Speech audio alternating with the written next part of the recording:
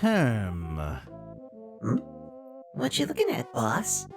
Well, there's a game here I started playing on my Let's Play channel like 3 years ago, but I never finished. I wonder why that is. Huh. Well, I think it's a great time to find out, don't you think? I don't know. Have you considered that you stopped playing it for a good reason? Oh, pshaw. I'm sure it's okay. I mean, what's the worst that can happen? Those famous last words.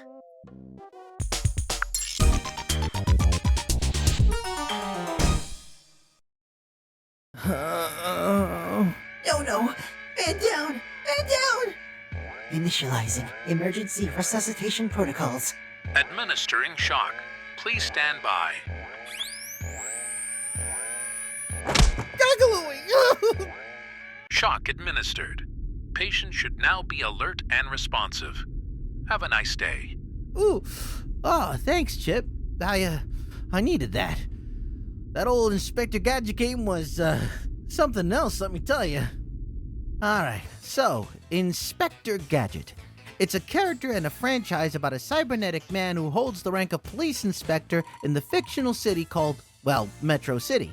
Not much is known about the backstory of his character, mostly because, well, he just doesn't have one. We do get a couple of glimpses as to what it could have been in a few pieces of media. In the 1999 live-action movie starring Matthew Broderick, he was put back together after being blown to pieces by Dr. Claw. Yeah, that was Dr. Claw, apparently. He went out with Madonna at some point.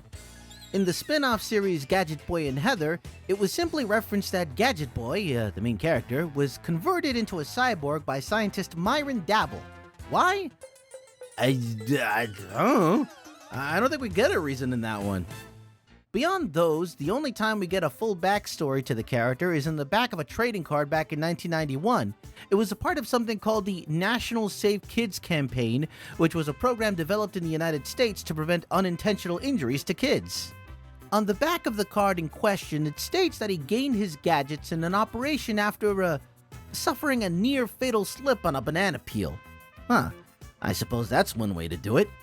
Also, I want to point out that on this card, it poses the question, how did Inspector Gadget become top banana at Interpol? What are you talking about, trading card?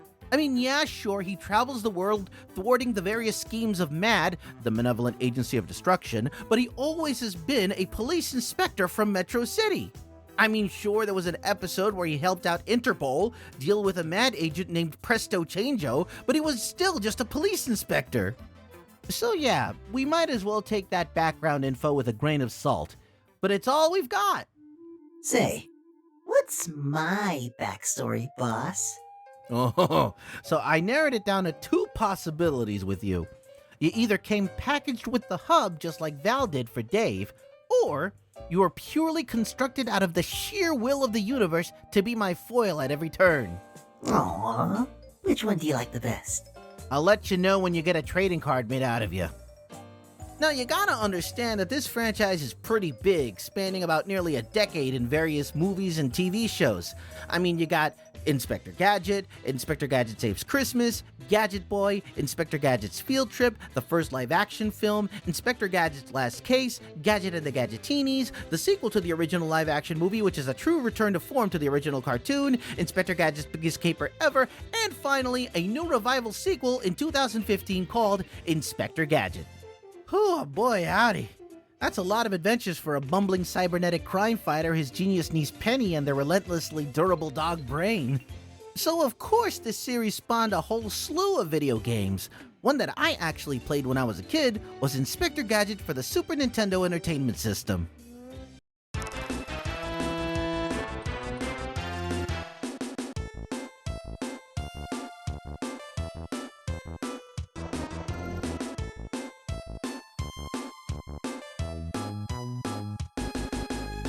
Huh?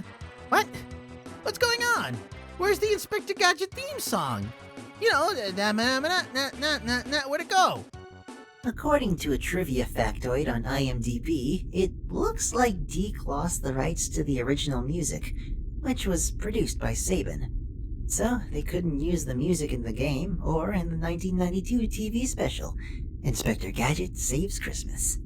Oh, well, yeah, I suppose that makes sense. And I knew I heard that melody somewhere.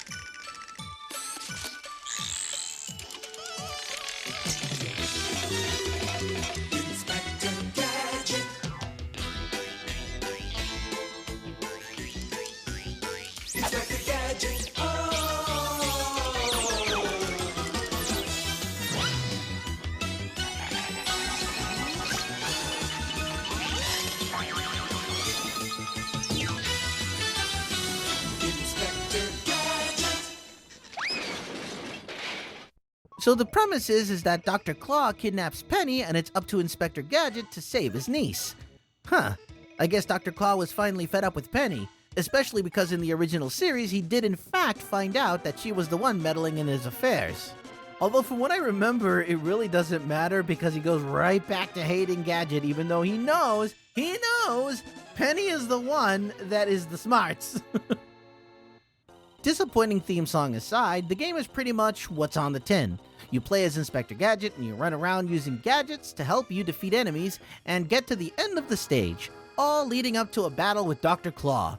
Battles that take up all kinds of forms. Very frustrating forms. I mean, come on, look at this! He's got a battle axe swinging left and right, it's like twice the size of like the Chrysler building! How am I supposed to dodge that? That's rude. The stages are apparently locations that were featured in the animated series. Count Dracula's castle in England, the Cuckoo Clockmaker's clock tower in Switzerland, Jungle Bob's jungle hideout in South America, King Tootenpoot's tomb in Egypt, and Dr. Claw's winter castle. Each one has 2 to 4 stages before the boss fight. Each one themed to ridiculousness as Gadget tries to keep his clothes on, trying to avoid a tidal wave of enemies and unreasonable hostile environments. No, seriously, he actually loses his trench coat and is left in his boxer shorts if he gets hit. One more hit in your skivvies and it's bye-bye Gadget for that stage. I mean, apparently it looks like Gadget is operating off of ghosts and goblin rules. Hold on there, boss. My sensors are reading elevated blood pressure. What's got you all stressed out? Okay, look, it's the difficulty, Chip. It's the difficulty. It ramps up so much that it often feels unfair or just downright cruel. Look, developers, I get it. You're making a video game about Inspector Gadget on a Super Nintendo cartridge. I can understand you wanting to stretch out the gameplay, sure, but come on, man! You gotta realize somewhere that kids are gonna be playing this game, and do you really think kids are gonna have the fortitude to make it through this thing? Ooh, and when I say fortitude, I mean fortitude. A lot of these stages require prior knowledge as to how to proceed. You gotta know where the hazards fall, when the next enemy comes in, what platforms are gonna give way, all of that stuff in order to make it through. Yes, I know that SNES games were hard by sheer nature back in the day, but come on! There's a difference between difficulty and straight-up cruelty. I mean, come on, you gotta look at this from the perspective of a kid back in the olden times. You got a game based off of one of your favorite TV shows and you're so excited to play, and then you find out that it's specifically created to kick your arse from here to next Tuesday at every conceivable turn.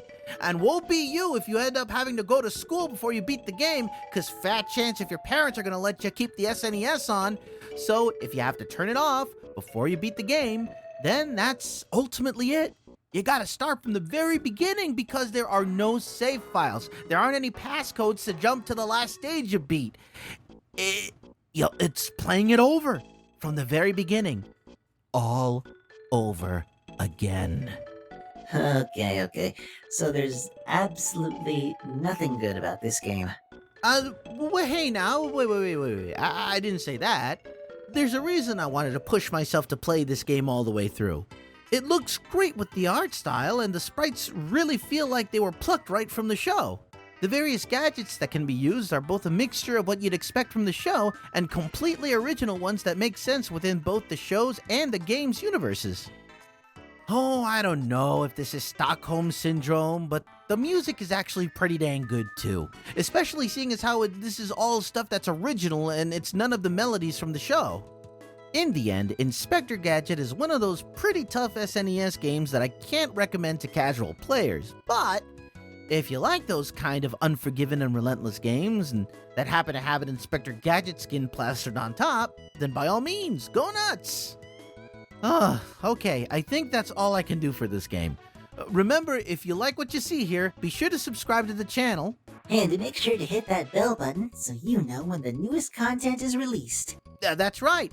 And thank you so much for taking the time to watch the video. And above all, Stay safe and keep on gaming.